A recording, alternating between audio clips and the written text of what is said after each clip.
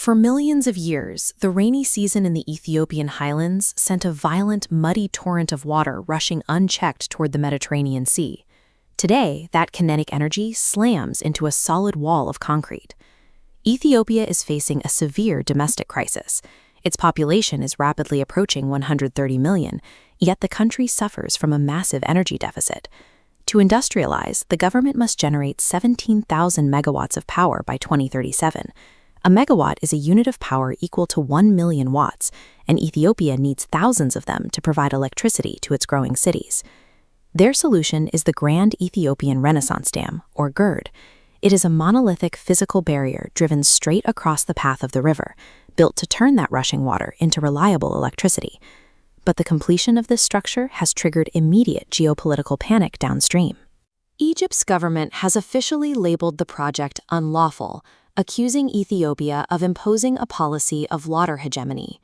Years of international mediation and diplomatic summits have repeatedly broken down without an agreement.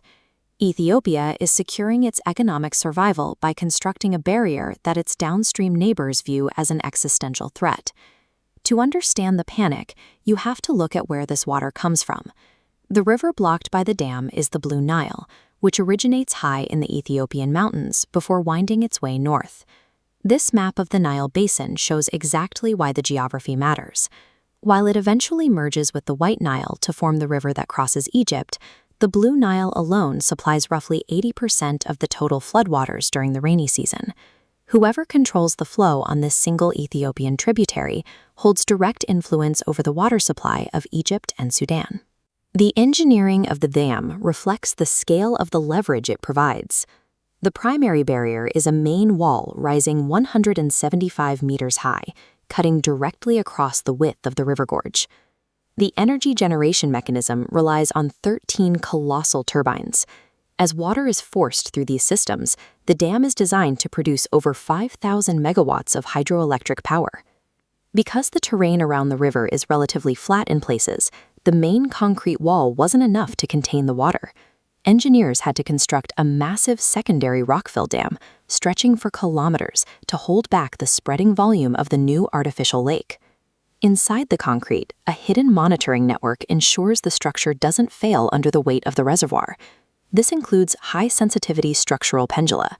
These are precision instruments that use weighted cables to track millimeteric shifts in the dam's alignment. The massive concrete barrier functions as a high-precision instrument, allowing for the minute, active management of a continent's water supply. Behind that concrete, Ethiopia has trapped 74 billion cubic meters of water. This chart maps the flow rate crossing the border into Sudan and Egypt. For centuries, the line was erratic, spiking during the rainy season and dropping in the dry months. With the dam's operation, that flow is restricted and flattened.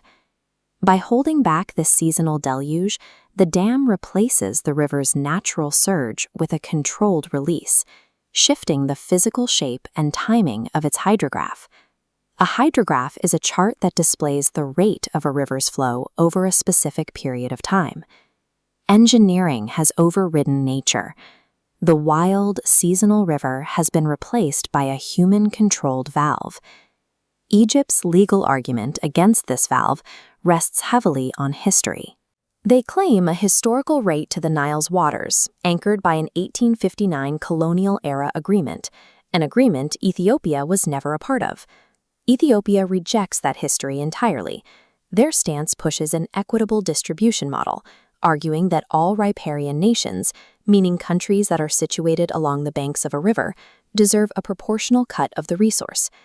Over the last decade, downstream neighbors launched coordinated diplomatic campaigns, proxy threats, and intense rounds of international talks to halt the project. None of it worked. A century of legal entitlement and diplomatic maneuvering proved useless against physical facts built in concrete. The diplomatic window to prevent the dam has closed. The structure is complete, the reservoir is filled, and the situation is a fait accompli, a reality decided before anyone could stop it. With the turbines spinning, Ethiopia transitions from a power-starved nation into the independent energy hub of East Africa, capable of exporting electricity to its neighbors. This forces an inversion of regional power. Egypt can no longer dictate terms based on historical treaties. They must adapt to a physical reality where the volume of water crossing their borders is determined by an Ethiopian control room.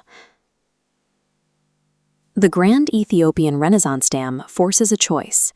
Either it creates a new, uneasy era of regional cooperation, or it marks the beginning of the world's first conflict fought over the control of a shared river.